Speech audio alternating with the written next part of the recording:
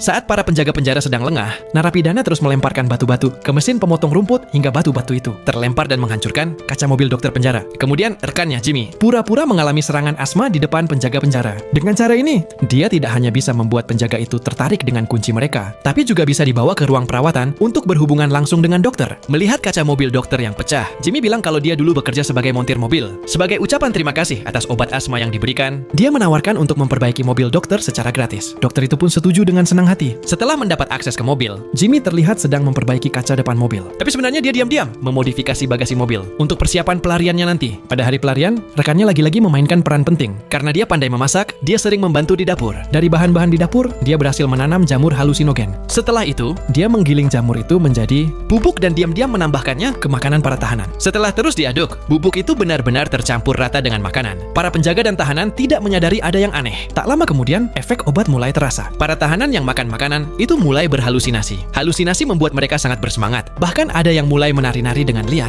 Banyak penjaga yang langsung berlari untuk menjaga ketertiban. Agar tidak mencurigakan, rekannya juga pura-pura keracunan makanan, lalu memotong telapak tangannya dengan pisau. Sementara itu, Jimmy kembali pura-pura serangan asma dan dibawa ke ruang perawatan. Dengan begitu, keduanya bisa bertemu dengan mudah di ruang perawatan. Karena perilaku para tahanan yang semakin aneh, penjaga penjara mendesak agar mendapatkan bantuan dari ruang perawatan. Setelah mendapat pemberitahuan, para dokter segera mengambil perlengkapan medis mereka dan bergegas menuju kantin. Sekarang, hanya tinggal Jimmy dan rekannya yang ada di ruang perawatan. Jimmy dengan cepat mengeluarkan paku yang sudah dia siapkan sebelumnya dan membuka kedua borgol mereka. Kemudian dia menemukan botol nitrogen, cair di dekat tempat tidur rumah sakit, dan menggunakannya untuk menurunkan suhu kunci sensor dengan cepat, sehingga kunci tersebut rusak dan pintu ruang perawatan terbuka dengan otomatis. Selanjutnya, mereka pergi ke pintu belakang ruang perawatan dan memasukkan kunci buatan mereka ke dalam lubang kunci. Namun kunci itu terbuat dari sabun. Kalau terlalu dipaksakan, kunci itu bisa patah. Tapi kalau tidak cukup ditekan, pintu itu tidak akan terbuka. Saat keduanya bingung harus bagaimana, mereka tiba-tiba mendengar suara penjaga penjara dari ruang perawatan. Untuk memberi lebih banyak waktu bagi Jimmy untuk membuka kunci, rekannya memutuskan untuk tidak ikut melarikan diri. Dia berniat mengorbankan dirinya dan keluar untuk menahan penjaga wanita yang genit itu.